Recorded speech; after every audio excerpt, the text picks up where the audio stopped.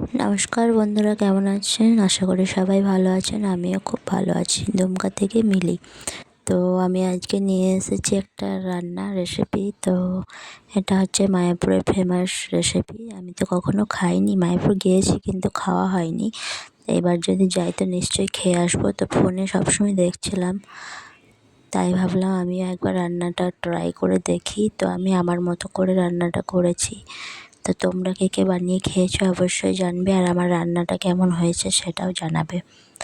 তো এই যে ময়দা 400 গ্রাম মতো নিয়েছি। একটু নুন একটু তেল দিয়ে ময়দাটাকে ভালো করে সেনে ঢাকা দিয়ে রেখেছিলাম। তো ঢাকা দিয়ে কিছুক্ষণ রাখার পর এই যে জল ঢেলে ঢেলে কমসে কম 9 থেকে 10 বার ধুতে হবে ময়দাটা বেশ করে।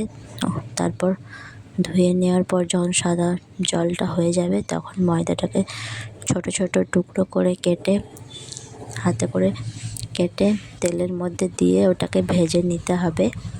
তো এই রান্নাটার নাম বলছে সবাই, এটার নাম শুনছি নাকি ময়দার চর্বি। তো আমিও ভাবলাম একবার ট্রাই করি। তো এটা নিরামিষ রান্নাটা হয়, তো আমি পেঁয়াজ রসুন দিয়েই বানিয়েছি। তো রান্নাটা খেয়েছিলাম, ভালোই হয়েছিল। তো আরও একটু ভালো করে রান্না আরও ভালো হবে।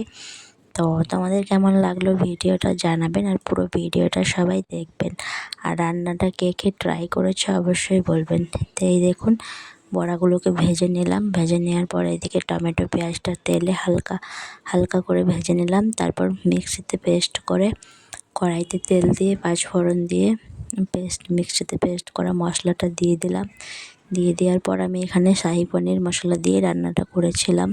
তো মোটামুটি ভালো হয়েছিল। আরও নানান রকম করে রান্নাটা হবে, তো আমি সেই দিন এইরকমই ট্রাই করলাম। তো ভালো লেগেছিলো খেতে। তো তোমরা কী কী খেয়েছো অবশ্যই জানাবে, আর আমার রান্নাটা কেমন লেগেছে সেটাও বলবেন সবাই। আর সবাই পুরো ভিডিওটা দেখবেন। তো এই যে মশলাটাকে ভালো করে কষে নেওয়ার পর মশলাটা দিয়ে নুন হলুদ দিয়ে ভেজে নিলাম। ভেজে নিয়ে হালকা জল দিয়ে দিলাম।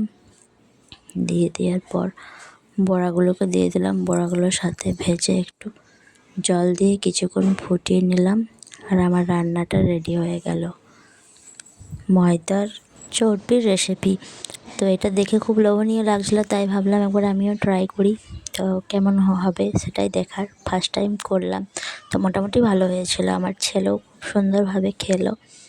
তো এই যে মশলাটা ভালো করে ভেজে নিলাম সব কিছু দিয়ে, একটু মতো চিনি দিয়েছিলাম মিষ্টি মিষ্টি হওয়ার জন্য। তো এই যে মশলাটাকে ভালো করে কষে নিয়ে তারপর এই যে ময়দার চর্বিগুলোকে দিয়ে দিলাম মশলার সাথে। ওটাকে একটু নেড়ে চেড়ে একটু মতো জল দিয়ে দিলাম।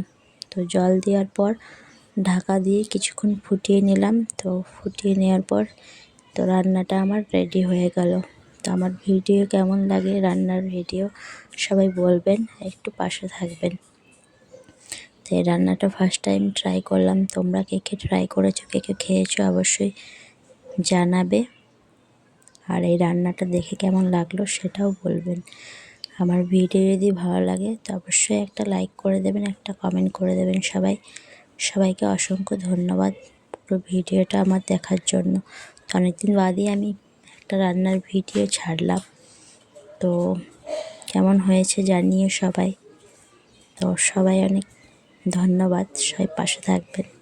সবাইকে অনেক ভালোবাসার শুভকামনা। তো মায়াপুরের ফেমাস রান্না ময়দার চর্বি। তো এই রেসিপিটা আমিও বানিয়ে ফেললাম। তো তোমরাও জলদি জলদি বানিয়ে ফেলো।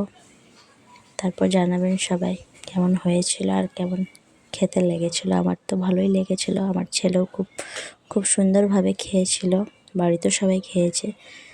তো তোমাদের যদি ভালো লেগে থাকে তো অবশ্যই একটা লাইক করে দেবেন।